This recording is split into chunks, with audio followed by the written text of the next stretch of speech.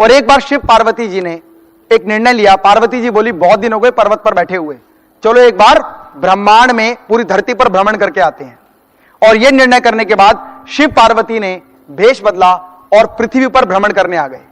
तो जब भ्रमण कर रहे थे तो पार्वती जी ने एक बात कही कि देखिए स्वामी, देखिए ये जो वृद्ध महिला और पुरुष जा रहे हैं ये देखने में बड़े गरीब लग रहे हैं और ये बार बार आपकी आराधना कर रहे हैं, बार बार बोलते आ रहे ओम नमः शिवाय, ओम नमः शिवाय, ओम नमः शिवाय, ओम नमः शिवाय।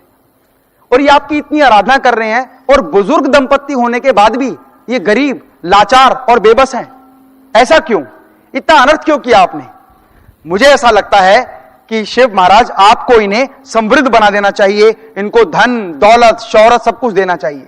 तो भगवान शिव ने कहा कि ये बहुत अच्छे हैं लेकिन इनके अंदर एक कमी है, और वो कमी ये है कि ये दूसरों की कमियों को ढूंढते रहते हैं, दूसरों की कमियों का मजाक उड़ाते हैं, बार बार उनके ऊपर व्यंग करते हैं, उनके बारे में गलत बातें बोलते हैं।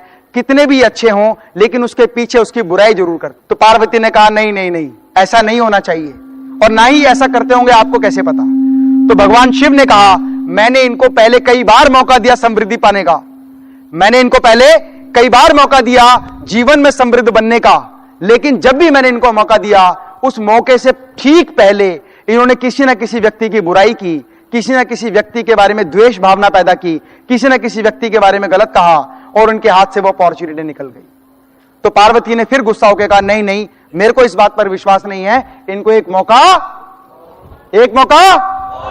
तो पार्वती जी ने कहा कि इनको एक मौका और दो। तो भगवान शिव ने कहा तो let me give him a second chance.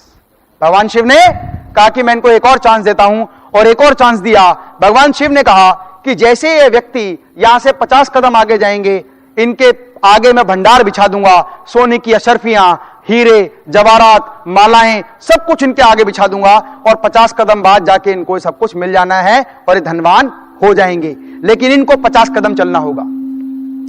जब भगवान शिव ने ऐसा कहा तो पार्वती ने कहा चलो इतना तो ओके है, इतना काम तो ये कर सकते हैं कि 50 कदम आगे जाएं।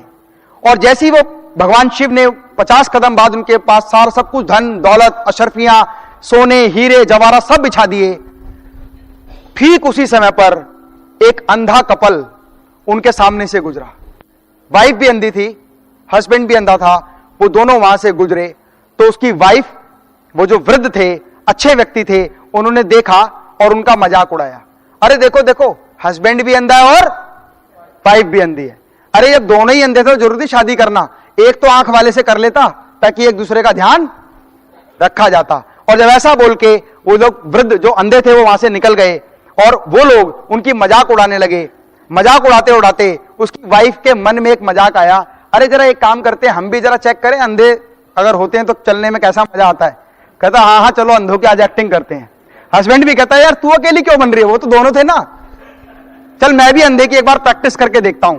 तो वो दोनों आंख बंद करते हैं। कहता देख लो अंधों के साथ ऐसा ही हो तो सालों को ठोकर लगती ही लगती है। वो पैर से हटाते हैं और आगे जाते हैं, और पैर से हटाते हैं और आगे जाते हैं, और पैर से हटाते हैं, और हंसते हंसते जाते हैं, उनकी मजाक उड़ाते हुए जाते हैं, और 50 कदम पार करने के बाद आगे निकल जाते हैं और आंखें खोल के कहते हैं अच्छा देखा अंधों को कितनी प्रॉब्लम होती है, लेकिन इनके साथ ऐसा ही होना चाहिए। ऐसा बोल के वो अपने घर चले जाते हैं। तो भगवान शिव कहते हैं देखा मैंने कहा था ना, इनको मैंने एक बार नहीं मैंने कई बार मौका दिया है, लेकिन इनके अंदर क्या कमी है कि दूसरों की कमियां देखते हैं, उनकी मजाक उड़ाते हैं, और ऐसा कभी नहीं होना चाहिए, ऐसा कभी नहीं होना चाहिए। फ्रेंड्स ध्यान रखिएगा, जो व्यक्ति अच्छा है या बुरा इस बात से इतना फर्क नहीं पड़ता, क्योंकि अच्छा और बुरा आप अपने लिए हो सकते हैं, लेकिन यदि आप दूसरे व्यक्तियों के लिए हमेशा सकारात्मक होते हैं, हेल्पफुल होते हैं, उनकी कमियों पर ध्यान ना देते हुए उनकी अच्छाइयों पर ध्यान देते हैं, तो जीवन में सफलता के चांसेस कई गुना ज्यादा होते हैं।